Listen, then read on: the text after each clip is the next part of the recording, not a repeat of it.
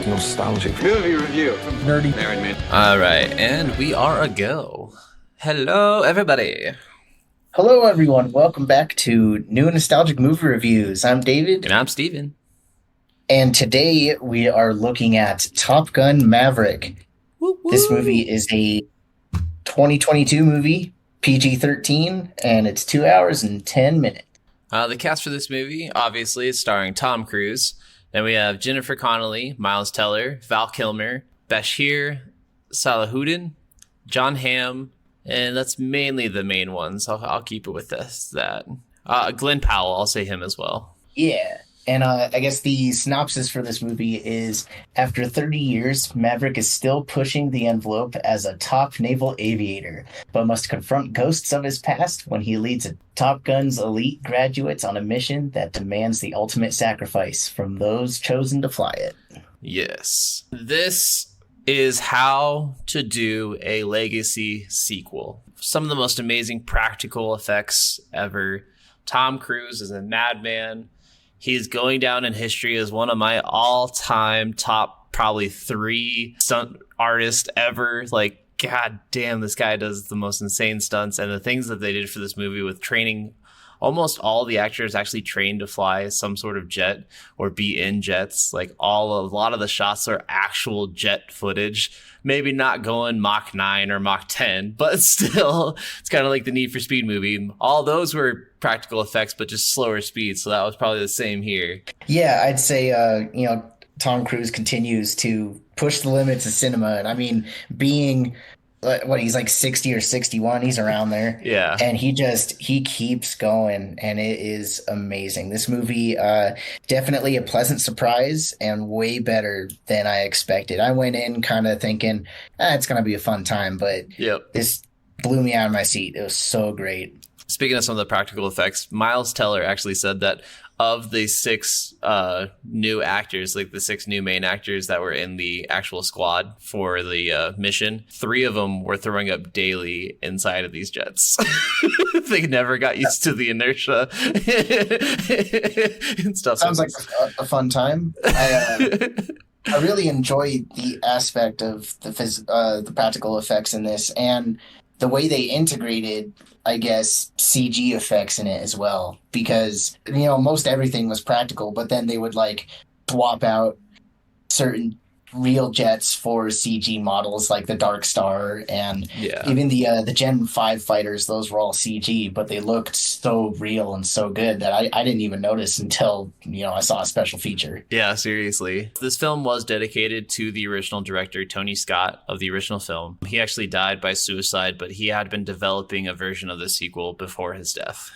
And so they actually, when they found out that he was working on a sequel, they decided to make the sequel. And I thought that was really, really cool. Yeah, that's great. And I'll say that the director of this one, Joseph Kosinski, knocked it out of the park. You could tell he really put a lot of work and care into this movie, and he and Tom Cruise just worked so hard to make this movie the best thing it can be. Yeah. I really like all the callbacks in this movie. Seriously. I think they were really done well, and I guess this is a way to be just familiar enough, but not redundant. Like, the callbacks are so good compared to other movies like I've mocked before about it, because it's not just nostalgia bait. I mean, it's definitely there, but it's much more than that. Yeah. No, fair enough. I totally agree. Like the subtle things in this, and a lot of them, like, they just show them, like they just have these scenes, but they don't necessarily say like, look, really focus on this. This was from the other movie. It doesn't have any of those like really bland moments like we've talked about, like when it's like really showing a close-up of handing over a gun to another person. Like, you got to read the inscription so you know it's from Predator 2. It wasn't like that. It was actually just like, we're going to show Tom Cruise driving on a motorcycle right next to a jet because that's what they did in the first one. Or we're going to do this. Or like even some of like the reminiscent scenes and stuff like that, they were done so beautifully. The flashback scenes, some of the best flashback scenes I've seen in a movie, honestly. Yeah, good reuse of original footage and even footage that seems like original, like from Yeah. the first one. Like the intro scene to this movie, it's getting you pumped and excited with Danger Zone playing. And if it didn't have the title or the, I guess, not as grainy like film footage, Yeah. I think I was watching the first movie because Exactly. it starts out almost exactly the same, and it's just perfect. It really, really is. The amazing chemistry in this movie with all the actors is just incredible, especially Jennifer Connelly and Tom Cruise. They have insane chemistry, and I love their romance throughout this movie. It's so sincere and so amazing. And I want to say, like, some of the times of this movie, they have some. I know we say the word cinematography, and a lot of people hate that word so much in podcasts and stuff like that, especially with reviews, because it's like the cinematography. But like, seriously, some of the work in this movie, especially with the way they focus, because there's so many scenes. Like, there's a whole scene where Tom is talking to Jennifer Connelly's character Penny, and he's talking to her about how he's about to go on the mission. There's no dialogue in this entire scene. It's just music and just body language and just showing them two like hug each other. You see the sadness in her eyes when he knows he has to leave and all these other things. And you're just like, yes, yes, yes, yes. The way it's done is just so beautiful. So incredible. Not a word is spoken, but you know everything that was said. Yeah, absolutely. I really like the love interest arc in this movie.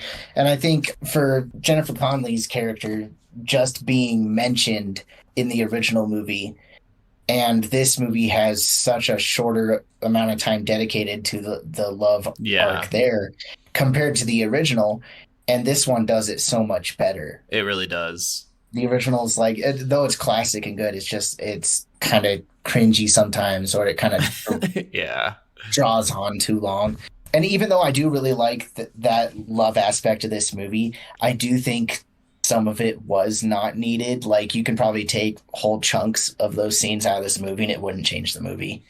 I mean, I agree with that.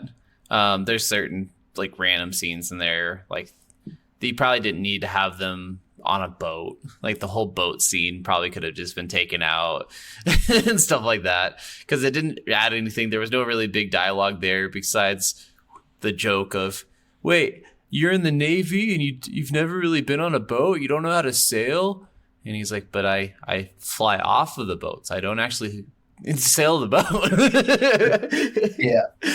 What would you rate this movie before we move on to spoilers? 2 words. So fucking amazing. That's 3 words? No, it's 2 words. Seriously, this movie is a must buy. I think this is incredible. I think this is one I'm going to watch several times in my life. I think this has got some of the best acting, some of the best like visual work I've seen, some of the best practical effects, and just really just inspirational and amazing. I think it's kind of funny because I was talking to my wife earlier about our podcast, and you know, both of our wives made the jokes of, you know, like we have our certain words of the day that we say. My word of the day today is heart. I'd agree with you there, though. It's a very powerful movie. I think it's definitely worth owning. Proof from my wife, it's definitely worth watching like multiple times in theaters. I think we saw it in theaters around 10 times. It was ridiculous, but seriously, I know you guys watched it like 3 or 4 times, but damn, you went that much more. Well, because it probably wasn't quite 10, but it felt like it. Those 2, because we saw it multiple times with different parts of our family. Yeah. And then for 2 of the times, we went and saw it in D-Box. And if you've never seen D-Box before or know what D-Box is, I highly recommend it for this movie. It's where you sit in these seats and the seats move with the movie. When the movie's playing and like the jets are taking off, the seat would like rumble and tilt back as you're taking off. And then you would feel like you're floating in the air. And then as the jets were tilting side to side really quick, the seat would be like ka-chunk, ka-chunk. See, that's so cool. Moving around, or whenever flares would fire, you could feel the back of your seat shooting flares out. Like you'd feel like a pumping against your back. It was really cool. So I highly recommend D-Box for a movie like this. I've looked into some of those things and it's so incredible. Like I've even seen one where they actually have like, you can turn on and off like a splash thing on the seat in front of you, because it'll actually get splashed by water and stuff at certain water scenes. And I'm like, that's insane. And like certain theaters actually will pump scents in at certain times too. That's probably a little too much. I probably wouldn't go that far. The moving seat thing with like a jet flying is fun, but I don't know if the more immersive, the better. I don't care. It's so cool. But 100%, this movie is worth watching and can't change my mind. Oh, yeah. I guess before we move on to the spoiler section, next week we have a special episode. We went and watched John Wick 4. Yes. So we're going to be checking that out. If you haven't seen it, go watch it right now. And if you haven't seen any of them, watch all 4 of them. Yes, definitely. But yes, let's get into the spoilers. The main thing, or I guess the first thing we can talk about is in the beginning, I really just love how Maverick's character, he's always pushing things to the limit to get things done. And, it's like the right thing to do, and something has to get done. He makes sure it gets done. And like with this whole Dark Star scene in the beginning, I just think it's really special that he's working with a team trying to prove that this thing can make it to Mach 10 and be a really fast, like stealthy plane. And that a human could actually be in the plane, because they were trying to say that it was only able to do it with drones. But Maverick, being Maverick, has to prove that a human actually can do it. It's just very difficult. I love the Admiral wants to cancel the project. And so before the Admiral can get there, Maverick's like, well, let's just give him Mach 10 before he gets here. We're going to do it anyway. I love this entire scene. First of all, that when he first flies off and the Admiral's like there at that building, and the building, like the roof comes off the building, that was real. The jet that actually flew over that actually did destroy that building. They weren't expecting it to destroy that building, and they used it was only shot once because it destroyed that building, and they're like, let's just keep it. That's awesome. Yeah, I forget what jet they used to do that scene, but it was, this is what I was talking about earlier with the special effects. They had a different jet do that scene, and then they CG'd the Dark Star model over the top of it, and it just looks seamless. It's amazing. Well, and I think it's just because of that, because they actually still had some sort of that doing it, and they could just change the color or the cover of it to make it look different. But yeah, having it actually still show the exact power of what those jets provide is insane. I believe they made a model of the Dark Star, and so they can, if you have something physically there, it's a lot easier to convert it to a CG model to react to the lighting effects and everything correctly, as opposed to just building a CG model without having a reference. So I mean, they really did that well. And seriously, seeing him actually getting to that point where he actually does hit Mach 10, and even the Admiral's like, wow, you son of a bitch, you did it. Like, I can't believe you did it. And everyone doing that. And I think it's really funny because, like, at that point, I love it. There's a guy that stands up and everyone's like cheering and stuff, and he jumps straight up. He's like, yeah, put that in your Pentagon budget. And then Admiral Kane just stares him down. He's like, oh shit, my bad. See, and I just think it's so powerful. And then, after that scene, he ends up going and meeting with the Admiral played by John Hamm. Yep. And I love John Hamm so much. He's good in everything. But I love how he talks about how, Maverick is still a captain and not an admiral. And I think that's a really powerful thing, because Maverick should be a captain. And I think Iceman, who is now an admiral from the original, and Mav's only lifeline, believes that, if any pilot can do it, it is Maverick.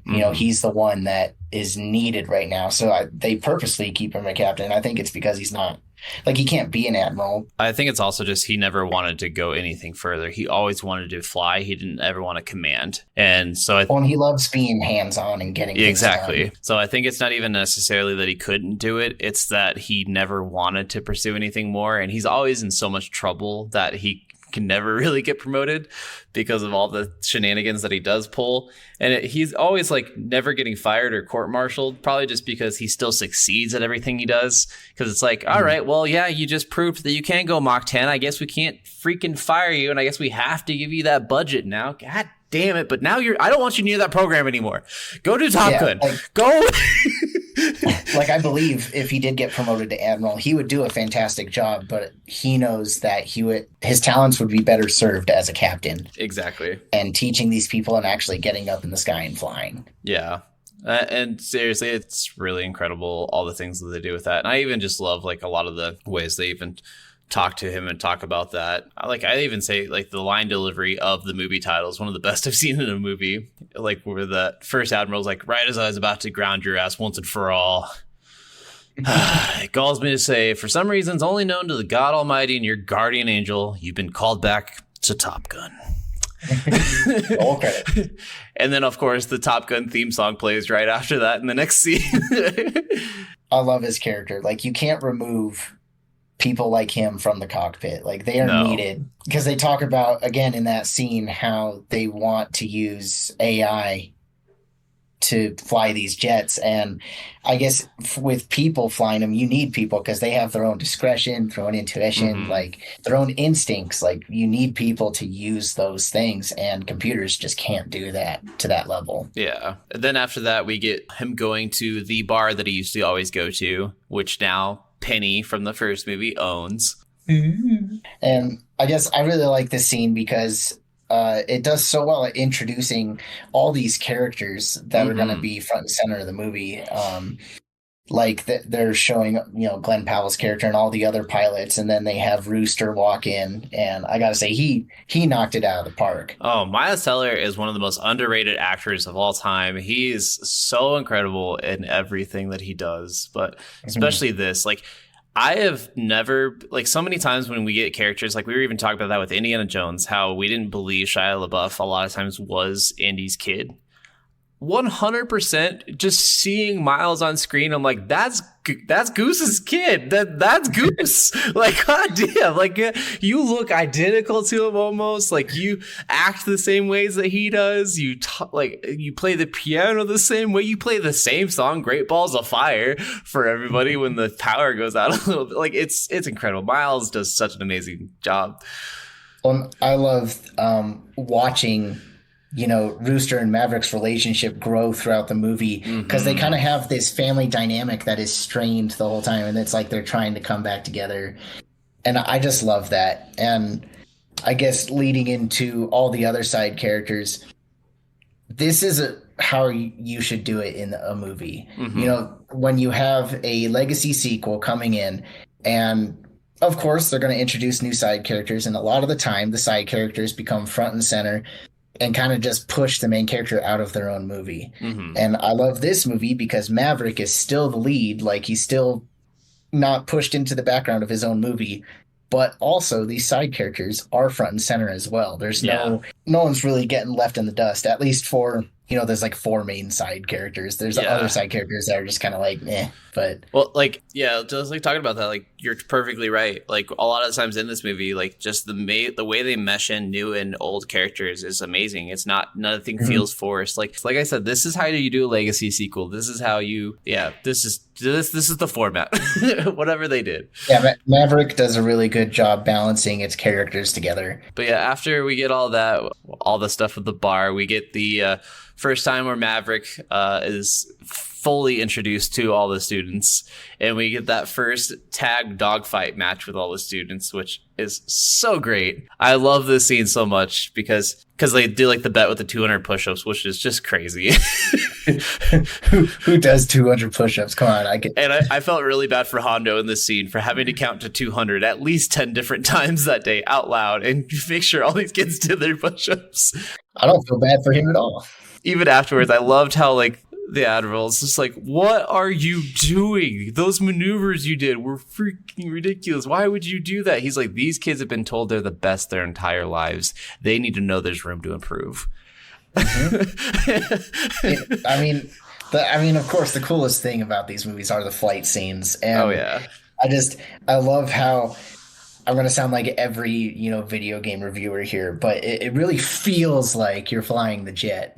Like, oh, no, you're right. The way the camera is angled in there so that, you're in the cockpit with them and moving with them. And it's just so well shot. And even the cockpit shots of just like their face, like when you see them take off, you see that force hit their face. You see the G-force actually like weighing them down, their cheeks falling back. Like, it's so cool. Like, you've never seen that in a movie this well done before. And I love even just like Maverick keeps having all these fights with the Colonel, and the Colonel, or not the Colonel, the Admiral. And the Admiral mentions, We have less than 3 weeks to teach them how to fight as a team and strike the target. And Maverick jumps in with, and how to come home. And they both just kind of sigh, and they're like, every mission has their risk, and they all know that. And he's like, no, they have to get home.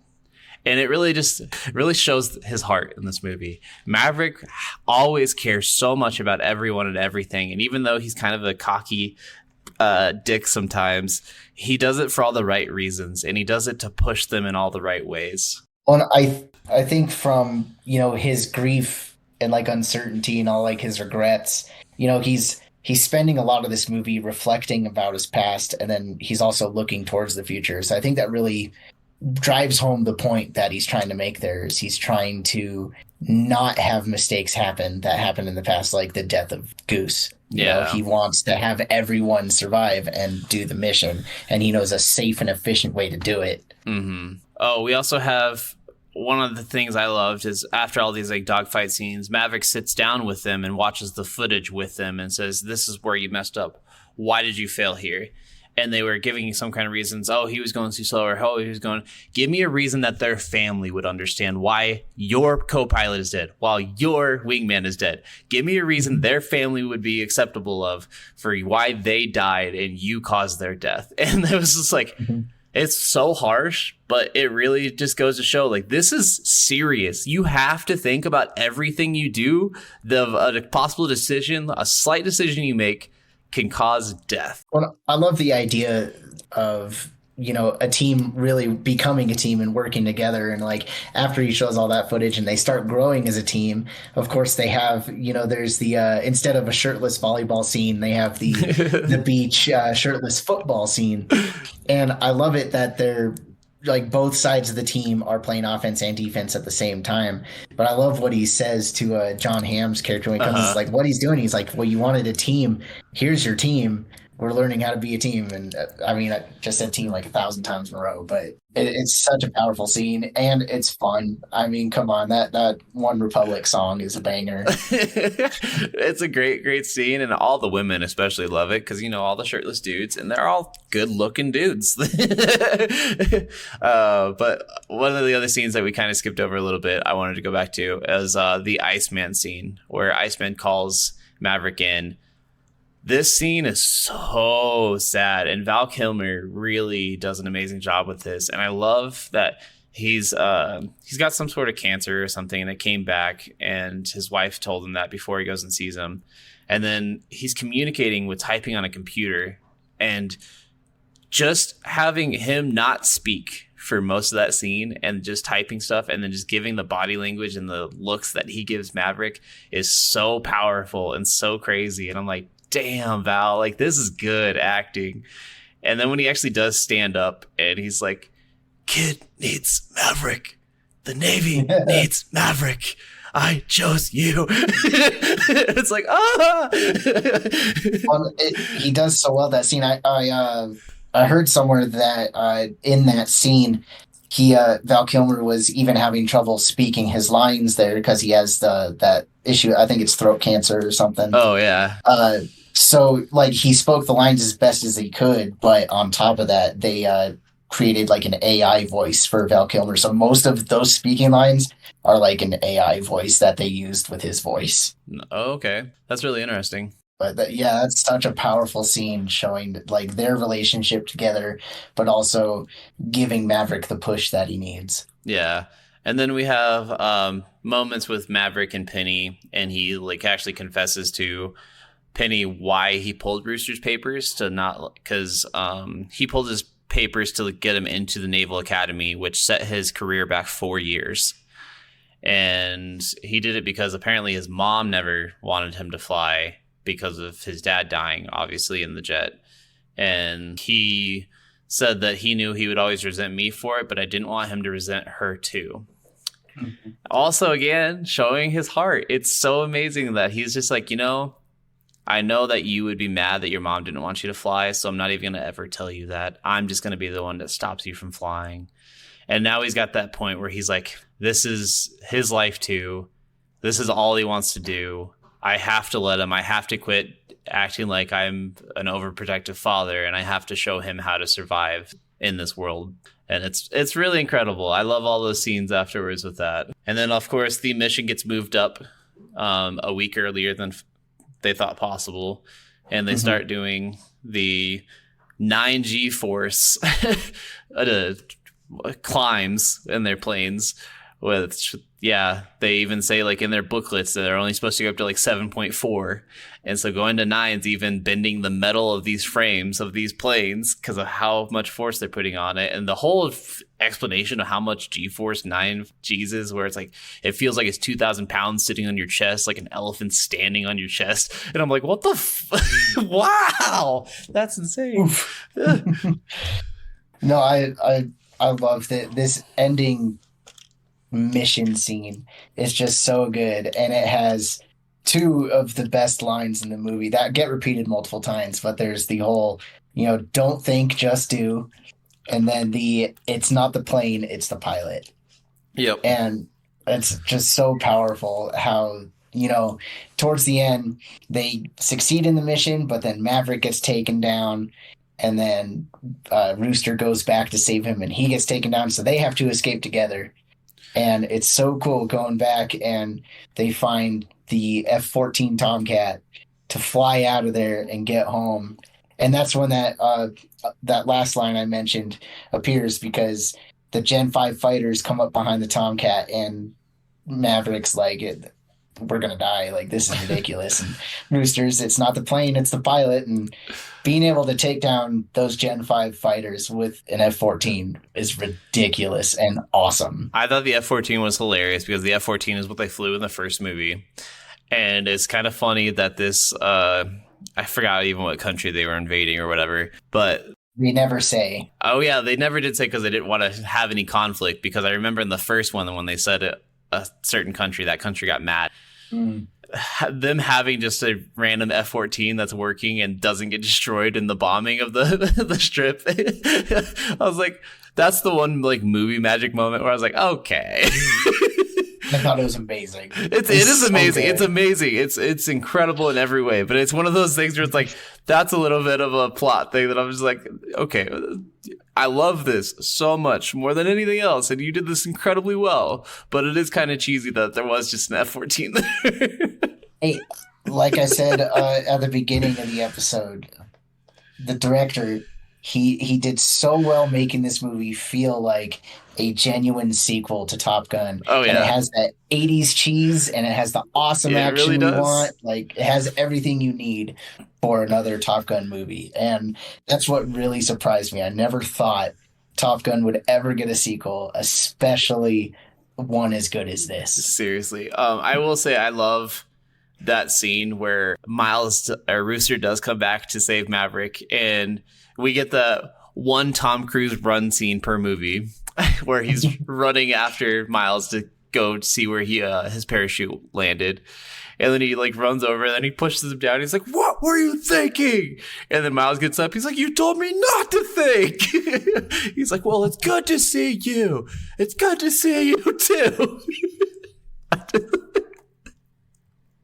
I just love it so much because it's so well done, and I just love, like, even in those like moments, it's still comedic, even though it's like super serious. It's like, why are you here? I saved your life. Well, I'm here to save your life. And yeah, of course, obviously, at the end of the movie, the "Hold My Hand" song that Lady Gaga does is incredible, and we see Penny flying the plane with Maverick. And I think that's actually Tom Cruise's actual plane. Yeah. Yeah. Yeah, it's like a P-52 or P-51, something like that. I can't remember what it's called. Yeah, and I think it's the same plane that he was fixing at the beginning of the film. So you get to see multiple scenes of Tom Cruise's actual plane. Yeah. Which is awesome. Sorry for any plane enthusiasts out there if I said the wrong name of that plane. Don't attack me. I'm obviously not a professional. This would be the one movie review they listen to, plane enthusiast. But yeah, I think that's pretty much the movie. Is there any other things like you want to bring up or anything? Things that you like really enjoyed or? I guess just final thoughts for me. I mean, I enjoyed the whole film. It was phenomenal. I think This movie is so genuine and sincere in its execution, Yes. and also on top of the jaw-dropping effects, practical and CG. It just looks all so good, and I truly believe that this far surpassed the original movie. Like, this movie is so amazing. 100% agree. This is one of those rare occasions where the sequel is just so much better than the first one. It's not even funny. Like, then I debated a lot before, because I showed my wife this movie too when we first saw it, and she was like, "Do I need to see the first one?" I was like, "I really don't think you do." Like, it's a good movie, but it's not like the greatest. The original's a classic 80s action film. So good. It's definitely good, but it's like comparatively, and like this movie does a really good job for first time viewers anyways. Like, I think this movie does a really good job of letting you know everything that happened in the past without rehashing too much, and still being able to show a new concrete story. And I think that the way they do that and blend that so well is just, it's insane. Again, this is how you do a sequel, like a legacy sequel. Seriously, though. Yeah, I don't think there's anything more I can say that's not just gushing too much more over it. I think we pretty much talked about everything. Definitely just go watch this movie. 100%. Which I think it's on Paramount Plus, yeah. Yeah, I think it's Paramount Plus. So it's definitely worth it. Even if you don't have a subscription, get one just to watch this movie. Exactly. Do the whole week free trial or something. Exactly. But, like, this movie it's worth watching anywhere you can get it. Next week, join us for John Wick Chapter 4, and we will see you then. Woohoo! Bye!